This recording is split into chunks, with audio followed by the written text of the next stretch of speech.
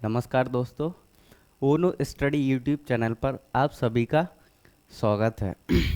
और हम कार्यपालिका के अंतर्गत राष्ट्रपति पढ़ रहे थे और राष्ट्रपति से संबंधित हमने विभिन्न चीज़ों को देखा था, जैसे राष्ट्रपति कैसे बनता है और उसकी चुनाव प्रणाली। उसके साथ साथ उसको जब बना दिया जाता है तो कुछ उसको पावर्स दी जाती है और उन्हीं पावर्स के तहत हमने उसकी कार्यपालिका की शक्ति यानी कि प्रशासनिक शक्तियाँ, विधायी शक्तियाँ और विधायी शक्तियाँ के अंतर्गत हमने बहुत सारी देखी थी। और उसमें जो अंतिम शक्ति थी विधायी शक्ति के अंतर्गत, वो थी अध्यादेश जारी करने की शक्ति।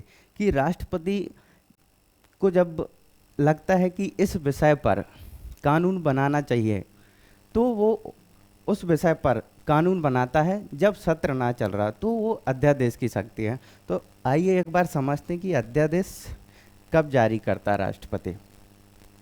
राष्ट्रपति की विधायी शक्तियों के अंतर्गत अध्यादेश की शक्ति एक बहुत ही महत्वपूर्ण शक्ति है।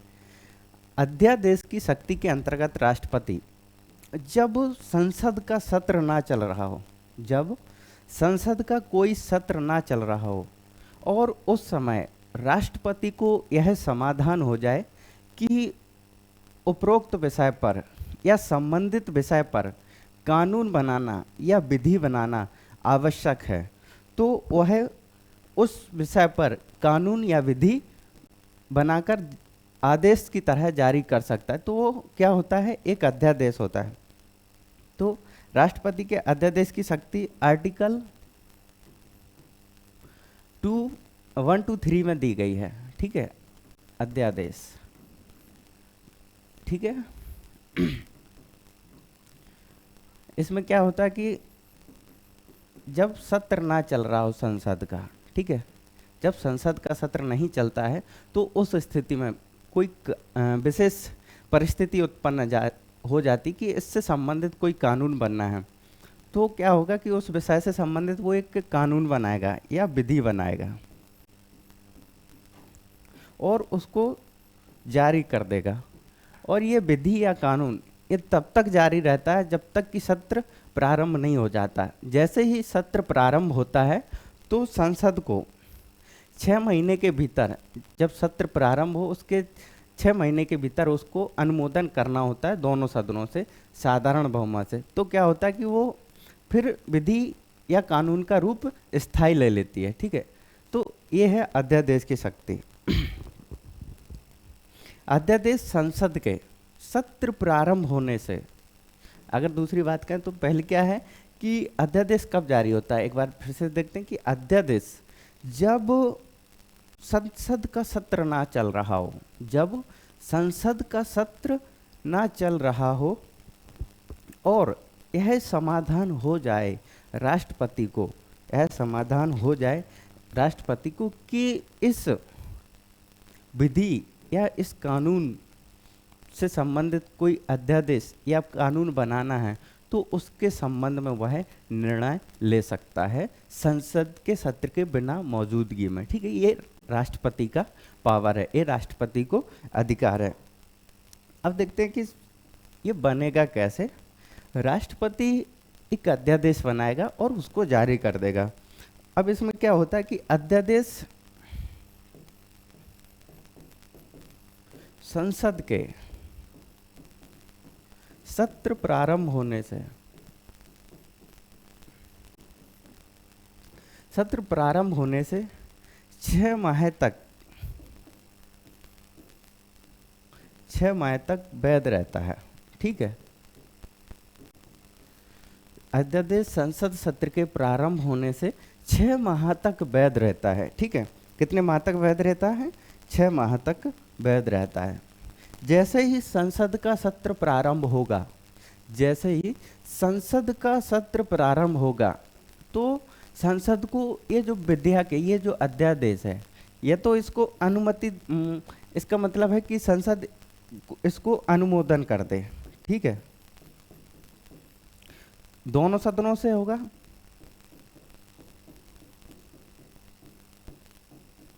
दोनों सदनों से साधारण बहुमत से।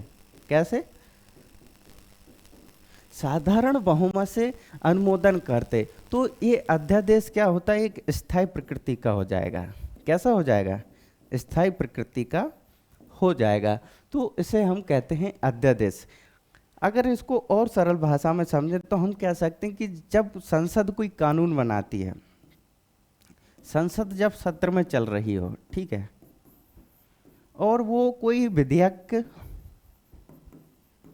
या प्रस्ताव लाती है, ठीक है, मान लेते हैं संसद एक उदाहरण के तौर पर समझ लेते हैं कि ये विधेयक है या प्रस्ताव संसद इसको लाती है, तो क्या होता है, वो राज्यसभा में और लोकसभा में इन दोनों में जाता है और पारित होता है, ठीक है, फिर राष्ट्रपति के पास जाता है साइन होके, ठीक है। अब मान लेते कि ये संसद का सत्र नहीं चल रहा है, तो राष्ट्रपति क्या करता है, इसी प्रस्ताव या विधेयक का एक प्रकार होता है, तो वो अपने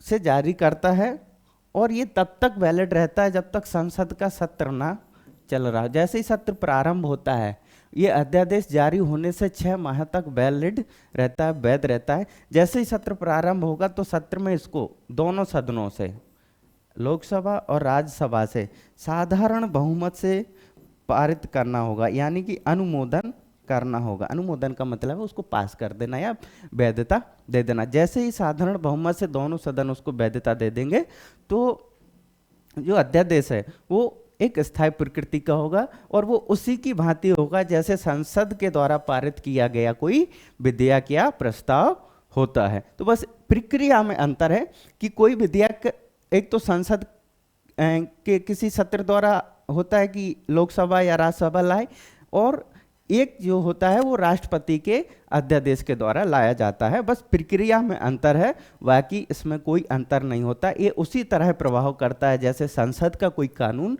प्रभाव करेगा, ठीक है।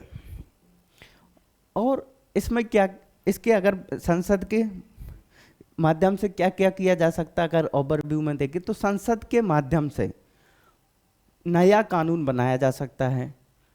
अगर कोई पुराना कानून है तो उसमें चेंजेस किए जा सकते हैं, और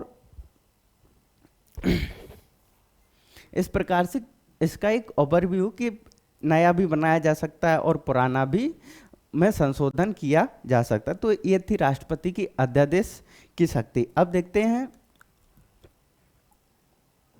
राष्ट्रपति के वीटो की शक्ति, कि राष्ट्रपति विधायी शक्तियों के अंतर्गत वीटो की शक्तियां रखता है। कि वीटो शक्तियां क्या हैं, वीटो की शक्ति, अगर वीटो की शक्ति का साधारण सा मतलब देखें, सामान्य अर्थों में मतलब देखें, तो इसका होता है अस्वीकृत करना।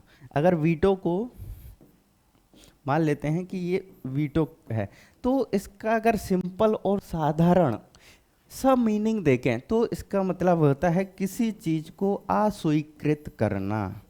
क्या होगा, अस्वीकृत करना, ठीक है। तो वीटो वही होता है कि किसी चीज को अस्वीकृत कर देना। जैसे मुझे कोई चीज बोला जाए कि आप ऐसा कीजिए और मैं बोल देता हूं कि नहीं करना। जैसे मुझसे बोला जाए कि आप क्लास लीजिए, आप पॉलिटी पढ़ाइए, तो मैं बोल दूंगा कि मुझे नहीं पढ़ाना है, मैं आज क्लास नहीं लूंगा। तो मैंने क्या कर दिया, वीटो, वीटो कर दिया, यानी कि आपके प्रस्ताव को हमने क्या कर दिया, अस्वीकार कर दिया, ठीक है। अब देखते हैं कि दुनिया में यानी कि जितने भी देश हैं तो वीटो के प्रकार क्या क्या हैं। फिर हम देखेंगे कि हमारे देश के राष्ट्रपति, हमारे राष्ट्रपति को कौन कौन से वीटो प्राप्त हैं। तो सबसे पहले हम देखते हैं कि वीटो कितने प्रकार के होते हैं ऑल ओवर दुनिया में, ठीक है। वीटो कितने प्रकार के होते हैं ऑल ओवर दुनिया में। तो सबसे पहले एक चार्ट बनाते हैं अपन, ठीक है, एक चार्ट बनाएंगे और उसमें हम वीटो अर्थ और उसकी देखेंगे कि किस देश को वीटो प्राप्त है। तो सबसे पहले लिखेंगे हम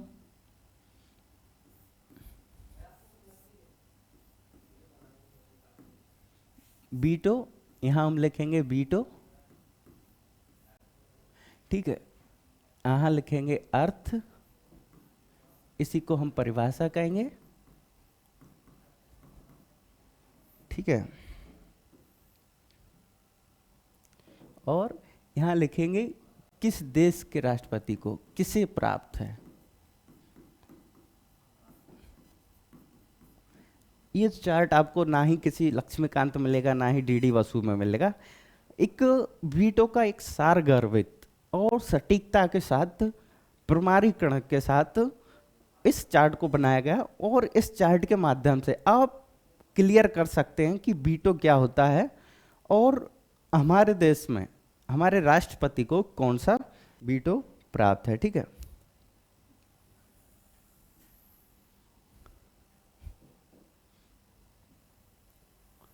तो सबसे पहले वीटो के प्रकार देखते हैं कि कौन कौन से वीटो के प्रकार हैं। ठीक है, सबसे पहला वीटो का प्रकार देखते हैं। सबसे पहला है निरपेक्ष वीटो। कौन सा है? निरपेक्ष। सबसे पहला है निरपेक्ष वीटो।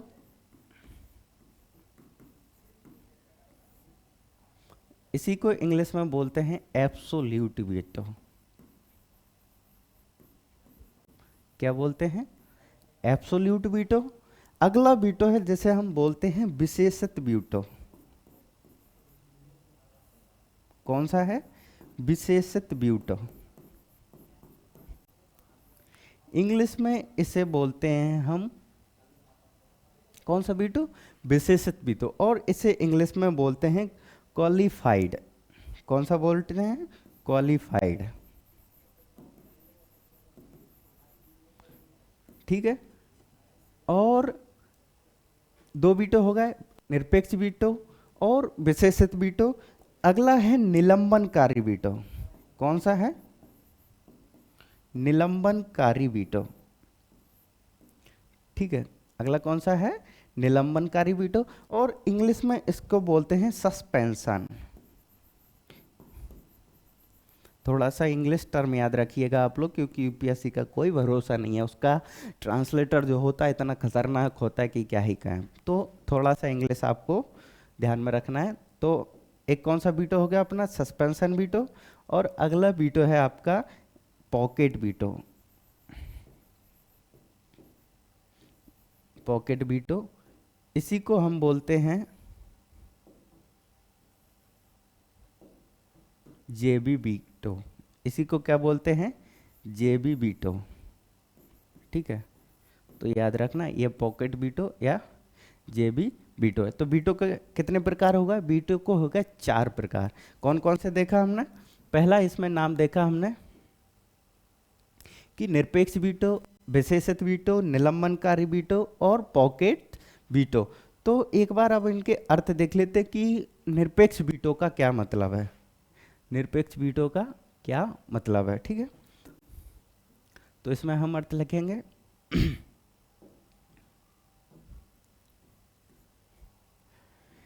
निरपेक्ष वीटो यानी कि जिसे समाप्त ना किया जा सके। क्या वीटो है? इसका अर्थ है कि जिसे समाप्त ना किया जा सके, जिसे समाप्त ना किया जा सके। ठीक है, एक बार लिख लेते फिर कि ऐसा वीटो जिसे समाप्त नहीं किया जा सकता, ऐसा वीटो कौन सा होता है? वो निरपेक्ष होता है, एब्सोल्यूट है। ठीक है, उसे नहीं समाप्त किया जा सकता। ठीक है, और फिर कौन सा है? विशेषित वीटो। इसे विशेष बहुमत के द्वारा, विशेष बहुमत द्वारा समाप्त किया जा सकता है, समाप्त किया जा सकता है। अगला वीटो कौन सा है? विशेषित वीटो। और जो विशेषित वीटो है उसे हम साधारण बहुमत के द्वारा समाप्त कर सकते हैं। फिर अगला वीटो कौन सा है? अगला है निलंबनकारी वीटो। कौन सा है? निलंबनकारी वीटो। इसे हम साधारण बहुमत से, कैसे? साधारण बहुमत से क्या कर सकते हैं? समाप्त कर सकते हैं। साधारण बहुमत से समाप्त कर सकते हैं। ठीक है,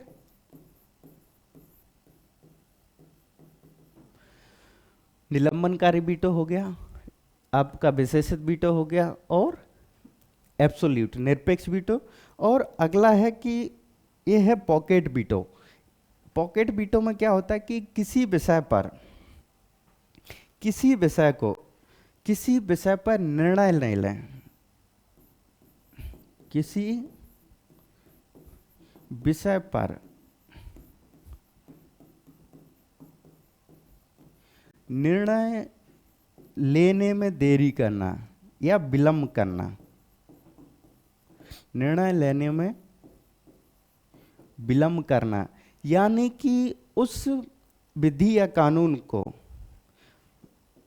या इसको अगर कहें तो उसे व्यवहार में लागू होने से रोकना, उसे व्यवहार में लागू होने से रोकना, ठीक है, लागू होने से रोकना, ठीक है।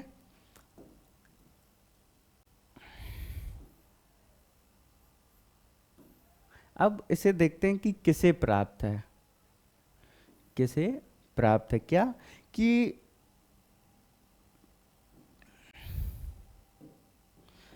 अगला है कि निरपेक्ष वीटो किसे प्राप्त है। यह है ब्रिटेन के सम्राट को प्राप्त। किसे प्राप्त है? ब्रिटेन के सम्राट को, ब्रिटेन के सम्राट को, ठीक है। निरपेक्ष वीटो किसे? सम्राट को, ब्रिटेन के, कि उसे समाप्त नहीं किया जा सके। इतना अच्छा वीटो और इतना पावरफुल वीटो है कि उसे किसी भी प्रकार से समाप्त नहीं किया जा सकता। फिर अगला वीटो क्या है? अगला है विशेषित वीटो। इसे अमेरिका के राष्ट्रपति को प्राप्त है। किसे प्राप्त है? यूएसए के राष्ट्रपति को, ठीक है। फिर अगला है, अगला कौन सा वीटो है हमारा? अगला है निलंबनकारी वीटो, सस्पेंशन। ये फ्रांस के राष्ट्रपति को प्राप्त है। कहाँ के? फ्रांस के,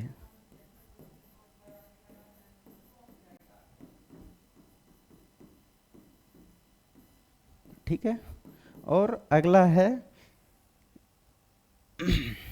पॉकेट वीटो या जेबी वीटो। ये किसे प्राप्त है? ये भी यूएसए के प्रेसिडेंट को प्राप्त है। किसे प्राप्त है? यूएसए के। तो यूएसए को कितने हो गए? 2।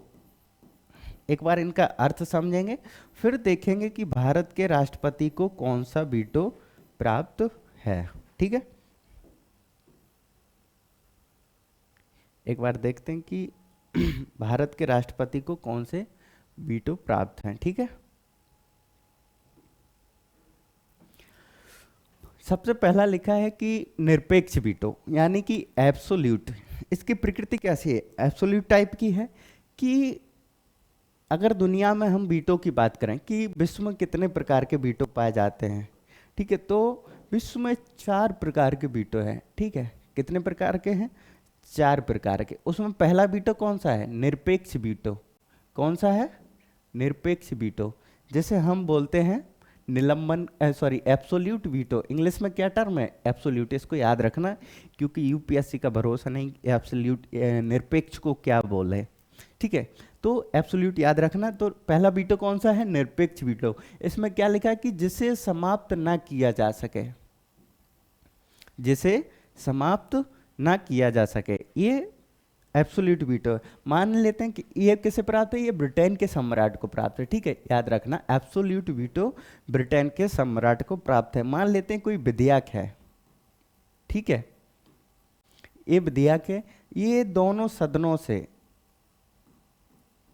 पास होके राष्ट्रपति के पास जाता है, यानी कि ब्रिटेन के सम्राट के पास गया, ठीक है, हस्ताक्षर होने के लिए। अब मान लेते हैं कि ब्रिटेन का सम्राट इसे रिजेक्ट कर देता है, कि बोल देता है रिजेक्टेड। कोई विधेयक या प्रस्ताव उसके पास गया, तो अगर वो रिजेक्ट कर देता है तो वो विधेयक फिर ना कानून बन सकता है ना कुछ हो सकता है, ठीक है। तो ये इस प्रकार का, उसने बोल दिया रिजेक्ट, तो रिजेक्ट का मतलब होता है समाप्त होना ना, तो वो वहीं समाप्त हो जाता है, ठीक है। तो इसका मतलब है कि वो एब्सोल्यूट प्रकृति का है। कैसा है? एब्सोल्यूट प्रकृति का, यानी कि जिसे समाप्त ना किया जा सके। मतलब कि ब्रिटेन के जो प्रधानमंत्री हैं, सॉरी राष्ट्रपति हैं, ब्रिटेन के जो सम्राट हैं, तो उन्होंने बोल दिया कि रिजेक्ट, कोई कानून आया और उन्होंने उसको बोल दिया कि रिजेक्ट, तो रिजेक्ट का मतलब है वो कानून डेड हो गया, समाप्त हो गया, अब उसको दोबारा से नहीं लाया जा सकता। ठीक है, कि संसद फिर से दोबारा से लाए पास करके और करा ले, ऐसा नहीं हो सकता है। ठीक है, तो क्या हो गया, ये एब्सोल्यूट प्रक्रिया का, तो इसे हम बोलते हैं निरपेक्ष या एब्सोल्यूट वीटो, और ये ब्रिटेन के प्रधानमंत्री राष्ट्रपति को प्राप्त है। ठीक है, अगला कौन सा है? अगला है विशेषित वीटो। कौन सा है? विशेषित वीटो। अगला कौन सा है? विशेषित वीटो, यानी कि क्वालिफाइड प्रकृति का है, और इसमें क्या है, इसे विशेष बहुमत के द्वारा, कैसे? विशेष बहुमत द्वारा समाप्त किया जा सकता है। और ये किसे प्राप्त है? ये यूएसए के राष्ट्रपति को प्राप्त है। अभी जो बाइडेन है तो जो बाइडेन को ये प्राप्त है। कैसे? मान लेते हैं कि यूएसए की कांग्रेस ने, कांग्रेस वहाँ की सांसद को बोलते हैं, कांग्रेस ने कोई प्रस्ताव पारित करके जियो बाइडेन जी के पास भेजा। ठीक है, तो जियो बाइडेन जी उसको क्या कर सकते हैं? रिजेक्ट कर सकते हैं। क्या कर सकते हैं? रिजेक्ट कर सकते हैं।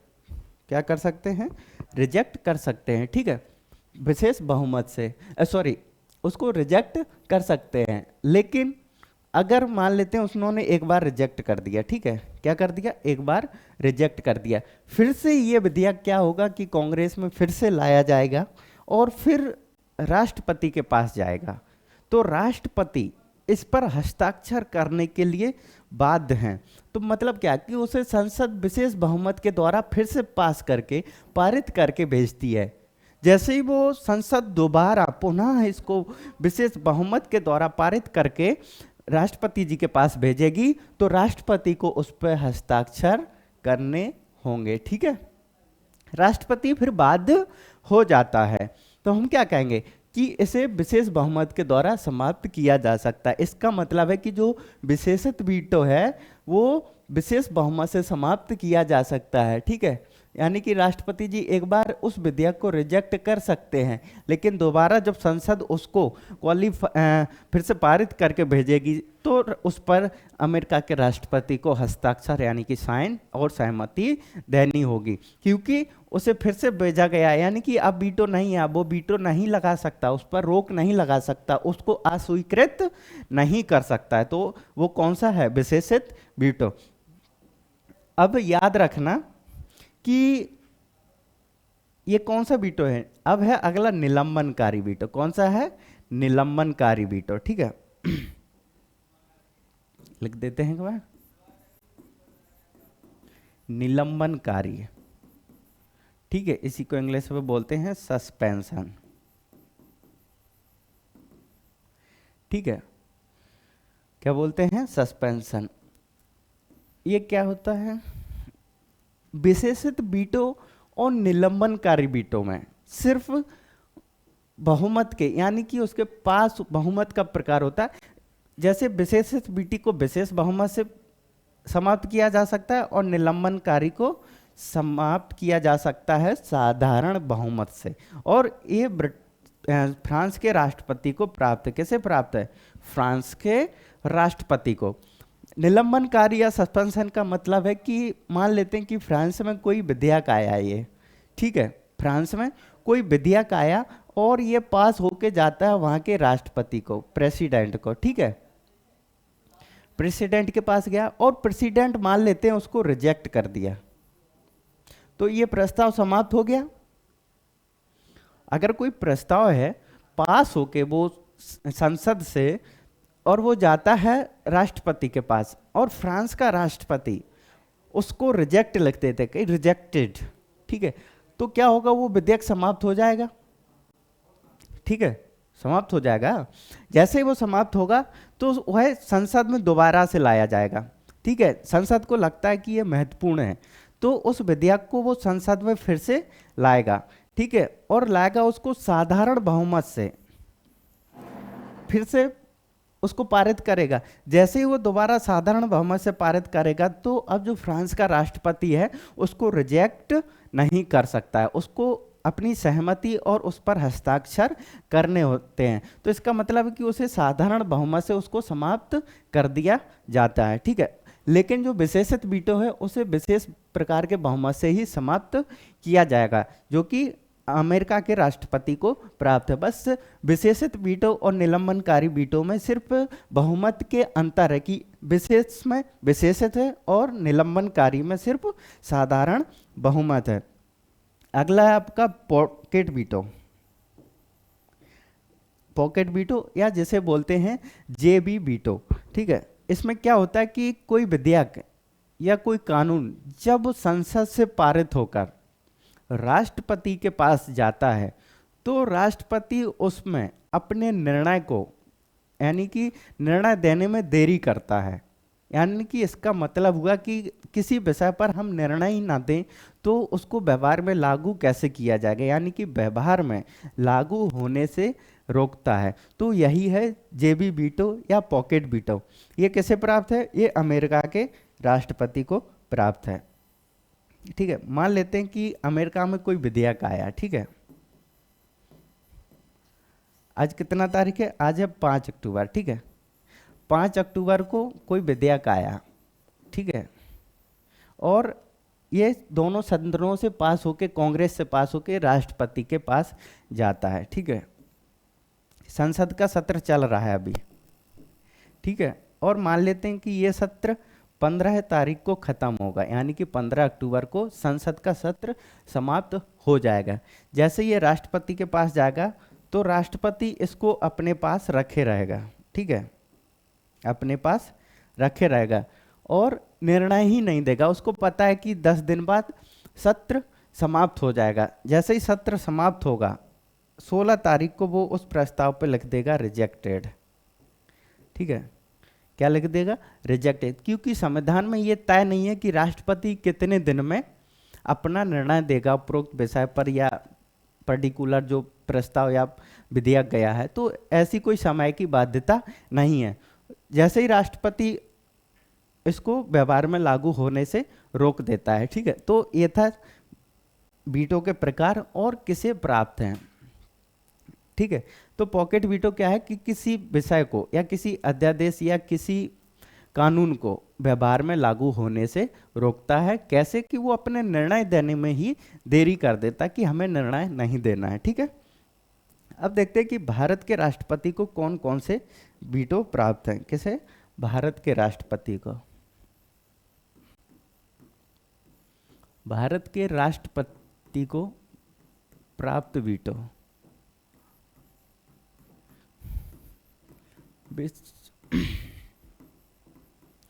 हमने वीटो के 4 प्रकार देखे, तो उसमें से देखेंगे कि भारत के राष्ट्रपति को कौन सा वीटो प्राप्त है। तो सबसे पहला देखेंगे कि उसको एक निरपेक्ष वीटो प्राप्त है। कौन सा प्राप्त है? निरपेक्ष। भारत के राष्ट्रपति को निरपेक्ष वीटो प्राप्त है। भारत के राष्ट्रपति को निलंबनकारी प्राप्त है।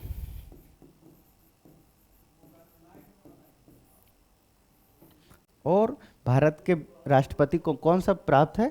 जेबी वीटो, या जिसी को बोलते हैं पॉकेट वीटो। तो भारत के राष्ट्रपति को 3 वीटो प्राप्त है। कौन से? एक तो है आपका निरपेक्ष एब्सोल्यूट, दूसरा है निलंबनकारी और तीसरा है पॉकेट वीटो। जैसे कि हमने निरपेक्ष में बताया था कि इसमें क्या होता है, इसे समाप्त नहीं किया जा सकता, समाप्त नहीं किया जा सकता। अगर राष्ट्रपति किसी विधेयक पर, किसी कानून पर अपनी सहमति नहीं दे, अपनी सहमति नहीं दे, तो वो समाप्त नहीं होगा। मतलब इसको ऐसे समझते हैं कि ये ब्रह्मास्त्र है। क्या है? ब्रह्मास्त्र है, ठीक है। अगर आपने महाभारत देखी होगी तो कर्ण का नाम सुना होगा, बहुत ही दानी है, उसके बिना तो महाभारत अधूरी है। ठीक है। तो कर्ण ने एक बार प्रतिज्ञा ली थी कि जब भी मैं सूर्य को अर्घ दूंगा, अगर उस समय हमसे कोई कुछ मांगेगा तो मैं उसको अवश्य दूंगा, उसमें चाहे मेरे प्राण ही क्यों सम्मिलित ना हो। तो जब महाभारत युद्ध का समय चल रहा था, तो जब वो अर्घ दे के निकला तो उस समय इंद्र अपना रूप बदल के जाते हैं कर्ण के पास और बोलते हैं कि हमको दान दीजिए। ठीक है। तो कर्ण बोलता है कि मांगिए। तो उन्होंने कहा कि मुझे अपने कुंडल और कवच दे दीजिए, जो कर्ण को जन्मजात प्राप्त थे, यानी कि उसकी सुरक्षा हेतु सूर्य भगवान ने दिए थे, क्योंकि सूर्य पुत्र कर्ण बोला जाता है, उसको सूर्य का पुत्र है। ठीक है। तो कर्ण समझ गया कि ये व्यक्ति विशेष है। ठीक है। तो वो उसको अपने कुंडल और कवच दे देता है, लेकिन इंद्र को इधर रिग्रेट होता है कि ये हमने क्या किया। तो वो बोलते हैं कि आप वरदान मांग लीजिए, आप जो मांगोगे वो मैं वो दे दूंगा। कर्ण कहा कि याचक हम नहीं, यहाँ आप हैं, याचक आप नहीं। ठीक है। तो क्या होता है कि वो देते हैं कि वो बोलते हैं कि मैं तुम्हें अपनी तरफ से एक अस्त्र दे रहा हूं और ये अचूक शक्ति है, यानी कि जिस पर भी प्रहार किया जाएगा ये उसका काम समाप्त करके ही आएगा।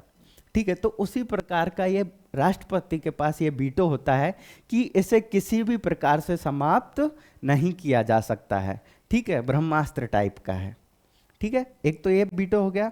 एक है निलंबनकारी वीटो।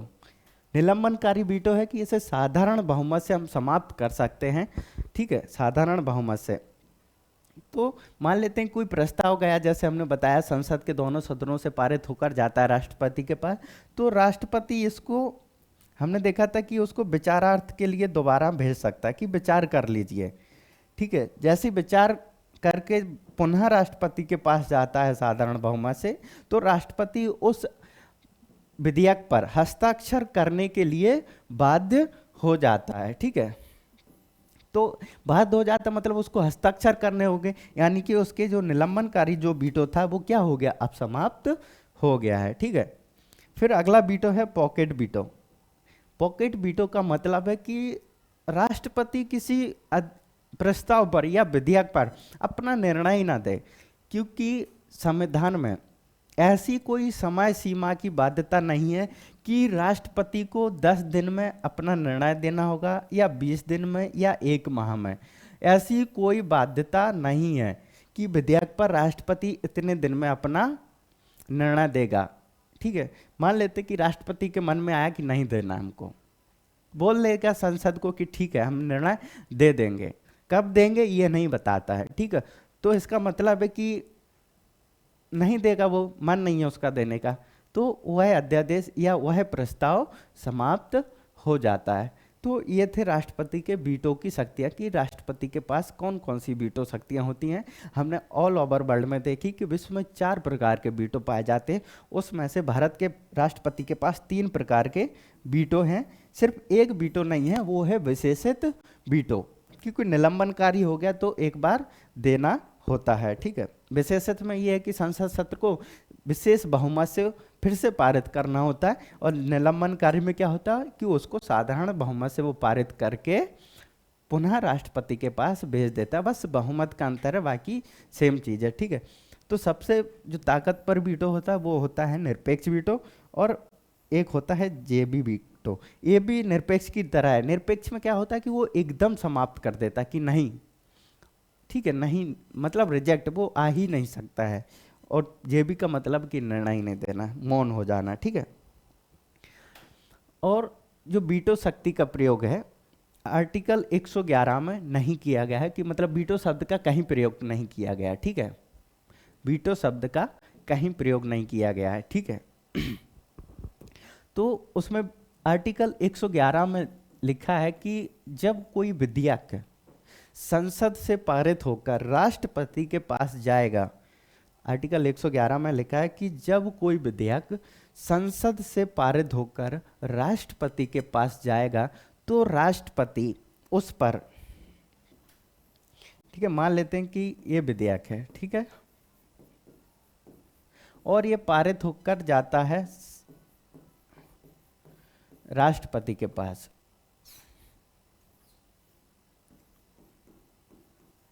तो राष्ट्रपति उस विधेयक पर तीन चीजें कर सकता है, या तो यस कर सकता है, या नो कर सकता है, या उस पर पॉकेट वीटो यानी कि निर्णय ना दे। तो ये तीन चीजें यानी कि उसको पुनर्विचार के लिए भेज सकता है। ठीक है, अगर हम कहें तो उसको पुनर्विचार के लिए भेज सकता है। यस वो यस करेगा, या नो करेगा, या उसे पुनर्विचार के लिए भेज सकता है। जैसे ही पुनर्विचार के लिए भेजेगा, संसद उसको फिर से साधारण बहुमत से पारित करके राष्ट्रपति के पास भेजेगी और राष्ट्रपति हस्ताक्षर करने के लिए बाध्य हो जाएगा। ठीक है, और इन सभी शक्तियों का प्रयोग राष्ट्रपति मंत्रिपरिषद की सलाह पर कर सकता है। यानी हम भारत की बात करें तो नरेंद्र दामोदर मोदी की बात पर।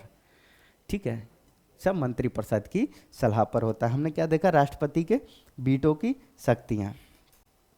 अब आती है राष्ट्रपति की क्षमादान की शक्तियां, क्योंकि भारत का राष्ट्रपति भारत का प्रमुख होता है, यानी कि प्रथम नागरिक होता है, तो सबसे बड़ा अगर कहें तो होता है।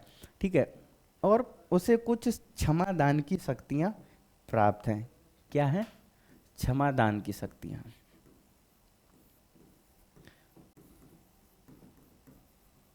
याद रखना, जितनी भी उसकी पावर है वो कैसे होगी, आर्टिकल 74 क्लॉज 1 के तहत मंत्रिपरिषद की सलाह पर वो शक्तियों का प्रयोग कर सकता है। ठीक है, तो ऐसे ही क्षमादान की शक्तियां। क्षमादान की शक्ति क्या है? इसका मतलब है कि जब किसी व्यक्ति को न्यायालय के द्वारा दोषी ठहराया जा चुका है और सजा सुनाई जा चुकी हो, तो उस स्थिति में राष्ट्रपति क्षमादान देता है। क्या होता है कि कोई व्यक्ति है, ठीक है, और उसे न्यायालय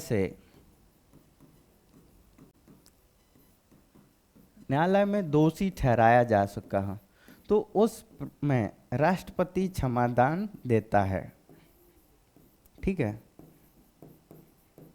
राष्ट्रपति क्या करता है? उसे क्षमादान देता है। कोई व्यक्ति है और उसे न्यायालय से सजा सुनाई गई है, दोषी ठहराया गया, तो उस संबंध में वो राष्ट्रपति से क्षमादान प्राप्त कर सकता है। तो क्षमा के कितने रूप, यानी कि क्षमा किस किस प्रकार से, कितने तरीकों से किया जाता है, तो इस चीज को समझते कि क्षमादान के कितने प्रकार हैं। ठीक है, तो सबसे पहला है क्षमादान। क्षमादान में पहला कौन सा है? क्षमादान, यानी कि क्षमा, पार्डन। इंग्लिश में याद रखना, पार्डन। ठीक है, हिंदी में इसको बोलते हैं क्षमा। ठीक है, हिंदी में बोलते हैं इसको क्षमा। कि राष्ट्रपति क्षमा कर सकता है, यानी कि सजा मुक्त करना। इसका मतलब क्या हुआ कि राष्ट्रपति इसमें सजा मुक्त कर देता है, सजा मुक्त करना। ठीक है, पार्डन में क्या करता है कि राष्ट्रपति उसको सजा मुक्त कर देता है कि अब कोई सजा नहीं है। ठीक है, अगला कौन सा है? अगला है लघुकरण। इंग्लिश में बोलते हैं इसे कम्यूटेशन। ठीक है, लघुकरण। इसमें क्या होता है? इसमें राष्ट्रपति लघुकरण यानी कि छोटा कर देना, इसमें दंड के प्रकार को बदलना। क्या है? इसमें कहेंगे हम कि दंड के प्रकार को बदलना। दंड के प्रकार को बदलना। अभी समझते हैं कि कैसे। तो जो कम्यूटेशन यानी कि जो लघुकरण होता है, उसमें क्या होता है कि दंड के प्रकार को बदलना होता है और उसे बदलकर हल्के प्रकार में, यानी कि किस में कर देता है? वो हल्के प्रकार में। ठीक है, अभी देखेंगे कि कैसे। लघुकरण, कम्यूटेशन यानी कि दंड के प्रकार को बदलना। अगला है परिहार। अगला कौन सा है? अगला है परिहार। परिहार को इंग्लिश में बोलते हैं एपैक्सेशन क्या है? परिहार। ठीक है, ये भी एक क्षमा का है, इसको बोलते हैं रिवीजन। ठीक है, परिहार में क्या करता है? इसमें दंड की प्रकृति को, यानी कि दंड की मात्रा को कम कर दिया जाता है। क्या कर दिया जाता है? दंड की मात्रा को कम किया जाता है। दंड की मात्रा को कम करना।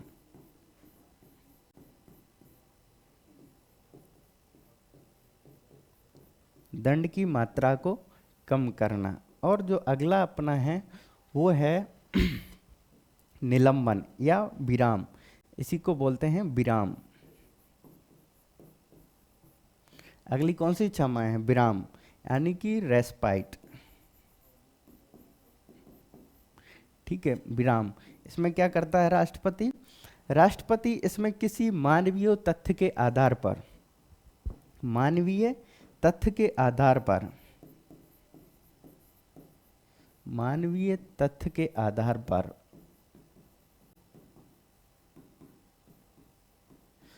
मानवीय तथ्य के आधार पर उसमें सजा को कम करना।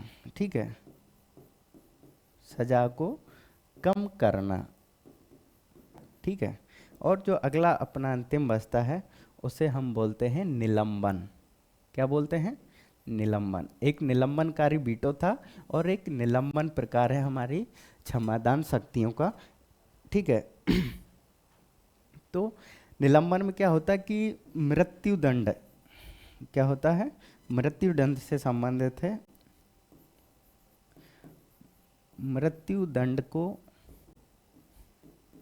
रोकना,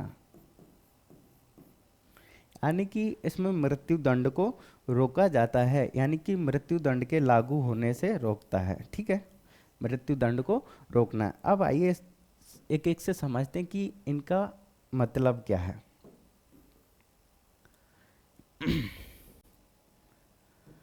सबसे पहला है क्षमा, पार्डन, यानी कि जब न्यायालय किसी व्यक्ति को सजा दे और वो याचक बनकर राष्ट्रपति के पास जाता है और राष्ट्रपति उसे सजा मुक्त कर दे। सजा मुक्त का मतलब है कि उसकी सजा मुक्त का मतलब उसको हर तरीके से क्षमा कर दे। मान लेते हैं कि किसी को 7 साल की जेल हुई है और वो जाते हैं राष्ट्रपति के पास, तो राष्ट्रपति उसको क्षमा दान यानी कि पार्डन के तहत उसकी सजा मुक्त कर देते, यानी कि उस पर जो सजा सुनाई गई थी उसका आधार ही खत्म हो जाता है, यानी कि उसको अपराध मुक्त कर दिया जाता है। जैसे आपने सुना होगा कि निर्भया केस के जितने भी दोषी थे वो भी राष्ट्रपति के पास गए थे क्षमा याचना के लिए, लेकिन राष्ट्रपति ने रिजेक्ट कर दिया। ठीक है, क्योंकि समाज में अच्छा मैसेज नहीं जाएगा। ठीक है, तो उन्होंने रिजेक्ट कर दिया था। तो वही था, अगर वो उसको सजा मुक्त कर देते तो उनको फांसी नहीं होती। तो राष्ट्रपति की क्षमादान की शक्ति है कि राष्ट्रपति उसको सजा से ही मुक्त कर देता है, यानी कि जैसे ही समाज सजा से मुक्त होगा उसके जितने भी अपराध होंगे वो क्षमा हो जाएंगे, यानी 0। ठीक है, अगला कौन सा है? अगला है लघुकरण, कम्यूटेशन, यानी कि दंड के प्रकार को बदलना और हल्के प्रकार में करना। ठीक है, किसी ने न्यायालय में, मान ली कोई न्यायालय है, ठीक है, और ये व्यक्ति है और इसको सजा दी कि आपको 14 साल का कारावास है। ठीक है, 14 साल का कारावास है। ठीक है, तो जब वो राष्ट्रपति के पास जाएगा तो राष्ट्रपति शायद है कि 1 वर्ष का कर दे। ठीक है, या फिर आर्थिक जुर्माना, जैसे सलमान खान ने क्या किया कि हिरण को मार दिया था गाड़ी से। ठीक है, और कोर्ट ने उनको सजा दी कि आपको 7 साल की जेल होगी। ठीक है, तो वो कहेंगे कि नहीं, आप 1 साल कीजिए, आपने समाज के लिए अच्छा किया। तो इस प्रकार से हल्के प्रकार में बदला जा सकता है, या बोलेगा कि 6 महीने के लिए आप जेल चले जाइए, 1 दिन के लिए आप जेल चले जाइए। ठीक है, तो ये होता है। अगला है परिहार, यानी कि दंड की मात्रा को कम करना, इसमें दंड को बदला नहीं जाता है, इसमें दंड की मात्रा को कम किया जाता है। जैसे 1 साल की सजा को 1 महीने करना या 14 साल की सजा को 14 दिन करना, मतलब कम कर दिया जाता कि ठीक है दंड की मात्रा को, ठीक है। ये फांसी की सजा में नहीं होगा। परिहार किस में नहीं होगा? फांसी की सजा में, क्योंकि फांसी की सजा में कम और ज़्यादा नहीं होता है, ठीक है। जब न्यायालय उसको, जब न्यायाधीश उसको सजा देता है तो वो बोलता है हैंग किल डेथ, यानी कि उसकी मृत्यु होने तक उसको टांगा जाए, ठीक है। अब पता चले कि फांसी लगा दी और बीच में रोक दिया, ठीक है मर गया, लघुकरण, यानी कि उसका परिहार। तो परिहार ये फांसी की सजा में नहीं होता है, ठीक है। अगला है ब्राह्म, यानी मानवीय तथ्य के आधार पर सजा को कम करना। वही जैसे हमने कहा था कि कोई अच्छा लीडर है, जैसे सलमान खान अच्छा खासा एक्टर है और अच्छे समाज के लिए अच्छी अच्छी मूवी बनाता है, अच्छी अच्छी फिल्म बनाता है, समाज को अच्छे अच्छे संदेश देता है, और कभी गलती से उसका हरण का शिकार हो जाता है, क्योंकि न्यायालय के सामने तो ना एक्टर देखा जाता है, ना वैज्ञानिक देखा जाता है, ना कोई व्यक्ति देखा जाता है, क्योंकि उसमें आर्टिकल 14 सब विधियों के समक्ष समता है और उसमें सभी को समान समझा जाता है। तो न्यायालय उसको सजा दे देता है 14 साल की, कि आप 14 साल जेल में रहिए। लेकिन व्यक्ति अच्छा है, समाज के लिए उसने अच्छा किया, कभी गलती से हो गया है, तो वो राष्ट्रपति के पास जाएगा, और राष्ट्रपति को लगे कि नहीं व्यक्ति ने कुछ अच्छा आविष्कार किया है समाज के लिए, कि इससे समाज का भला होगा, तो राष्ट्रपति उस मानवीय तथ्यों के आधार पर उसकी सजा को कम कर देगा, ठीक है। तो ये हो गई ब्राह्म। अगला है निलंबन, कि ये मृत्यु दंड को रोकने से होता है, ठीक है। मृत्यु दंड को रोकना कैसे? ये सिर्फ मृत्यु दंड से संबंधित है निलंबन। मान लेते हैं कि कोई महिला है, ठीक है, और उसने अपराध किया है और न्यायालय ने उसे फांसी की सजा दे दी, ठीक है। अब महिला ने अपराध किया है और न्यायालय ने उसको फांसी की सजा दे दी, लेकिन महिला गर्भवती है, प्रेग्नेंट है, तो उसके गर्भ में जो बेबी है, जो बच्चा है, उसने तो कोई अपराध नहीं किया है, और जब उसे फांसी दी जाएगी तो उस बच्चे की भी डेथ हो जाएगी। तो उस चीज से बचने के लिए राष्ट्रपति क्या करेगा? उस मृत्यु दंड को रोक देगा और बोल देगा कि इसको कारावास में बदल दिया जाए, ठीक है, कारावास में बदल दिया जाए। तो ये है राष्ट्रपति के क्षमादान करने की शक्ति। कौन कौन सी है? सबसे पहली है क्षमा, पार्डन, और दूसरी है कम्यूटेशन, दंड के प्रकार को बदलना, तीसरा है परिहार, दंड की मात्रा को बदलना। लघुकरण में दंड का प्रकार बदला जाता है, याद रखना, और परिहार में दंड की मात्रा बदली जाती है। और विराम में मानवीय तथ्यों को देखा जाता है कि व्यक्ति अच्छा है, अच्छाई के आधार पर अगर सरल शब्दों में कहें तो। और है निलंबन, निलंबन सिर्फ मृत्यु दंड से संबंधित है, ठीक है। तो ये थी राष्ट्रपति की क्षमादान की शक्तियाँ। अब इससे कुछ मुद्दे भी उठते हैं कि जो राष्ट्रपति को क्षमादान की शक्तियाँ, वो राष्ट्रपति अपने विवेक से निर्णय नहीं ले सकता, उसको संसद का सहारा यानी कि संसद से लेता है, यानी कि मंत्रिपरिषद की सलाह पर करता है, ठीक है। तो एक तो ये आक्षेप लगता है राष्ट्रपति की शक्तियों पर, ठीक है। दूसरी दे रही है कि न्यायालय से अलग निर्णय दे सकता है। अगर अगली बात करें तो ये न्यायालय से अलग निर्णय दे सकता है, न्यायालय से अलग निर्णय दे सकता है, ठीक है। तो न्यायालय से अलग निर्णय दे सकता है। और जब वो, अगली बात है कि कारण बताने के लिए बाध्य नहीं है। अगर राष्ट्रपति किसी को किसी क्षमादान शक्ति के तहत, चाहे वो लघुकरण हो चाहे वो परिहार हो, अगर इसके तहत कोई सजा कम करता है या उसको समाप्त करता है, तो राष्ट्रपति कारण बताने के लिए बाध्य नहीं है, ठीक है, बाध्य नहीं है। अगला क्या है?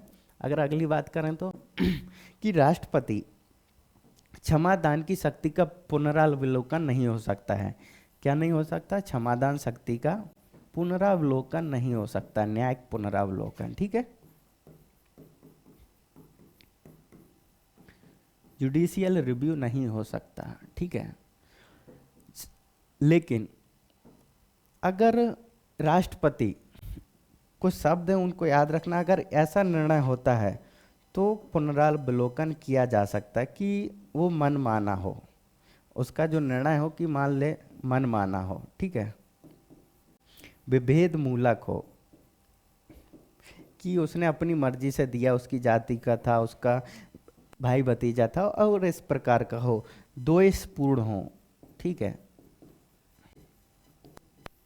अगर ऐसा कोई क्षमादान करता है इस प्रकार का, तो इसका क्या किया जा सकता है, न्यायिक पुनरावलोकन और अतार्किक हो। ठीक है, तो ऐसा नहीं कर सकता राष्ट्रपति। ठीक है, तो मनमाना हो, अतार्किक हो, विभेद मूलक हो, या दोषपूर्ण तरीके से उसने किसी को क्षमा किया हो, अगर ऐसे करता है तो उस क्षमादान शक्ति का न्यायिक पुनरावलोकन किया जा सकता है। वैसे सामान्यतः नहीं किया जा सकता, ये याद रखना। अगर इन परिस्थितियों में होगा तो न्यायिक पुनरावलोकन किया जा सकता है। ठीक है, तो इसको याद रखना। और अगला है अगली है राष्ट्रपति की आपातकालीन शक्तियां। राष्ट्रपति भाग 5 में है, लेकिन जो राष्ट्रपति की आपातकालीन शक्तियां इतने विस्तार से है कि उनको भाग 18 में रखा गया है। ठीक है, तो राष्ट्रपति की आपातकालीन शक्तियां को हम कल करेंगे, और सारी शक्तियां एक साथ हों तो अच्छे से समझ में। आज हमने राष्ट्रपति की विधायी शक्तियां, राष्ट्रपति की क्षमादान शक्तियां और प्रशासनिक शक्तियां समाप्त कर ली हैं। ठीक है, कल देखेंगे कि राष्ट्रपति की आपातकालीन शक्तियां क्या हैं। Thank you so much.